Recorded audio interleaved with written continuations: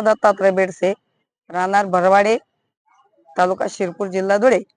आम्ही 11 महिन्यापासून म्हणजे मे महिन्यापासून आमचा शेतीच्या वहिवाटी रस्त्यासाठी संघर्ष चालू आहे.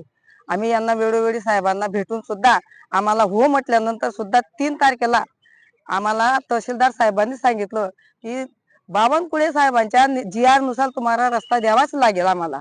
मग तीन तारखेला यांनी नंतर निर्णय बदलून दिला.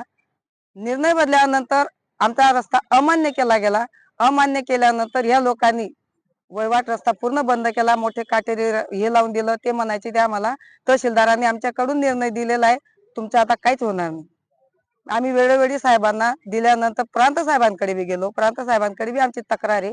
त्यांनी यांना सांगितलं की यांचा निर्णय अंशतः अनुदानित झालेला आहे, यांचा निर्णय तुम्ही पूर्ण करा. आमची एक सुनावणी झाली. आता ही दुसरी सुनावणी आहे 25 तारखेला. त्याच्या परवाच्या दिवशी आमचा 30 क्विंटल कापूस घरात पडलेला आहे. त्याच्यासाठी शेंदव्याच्या गाड्या आल्या होत्या. त्या लोकांनी आम्हाला खाली रस्त्यात सुद्धा वापरू दिली नाही. गाडी आमची परत केली, धमक्या दिल्या. जर गाडीवाल्याने मध्ये गाडी टाकली तर कुऱ्हाड्या हातात येत. त्या कुऱ्हाडा टाकून आम्ही गाड्या फोडून टाकू. गाडीवाले घाबरून रस्त्यावर चालले गेले. गाड्या परत गेल्या. आम्हाला 1200 रुपये खोटी द्यावी लागली, 12,000 रुपये खोटी द्यावी लागली. आणि त्याच्यासाठी आम्ही आज उपोषणाला नवीन सुरुवात करतोय.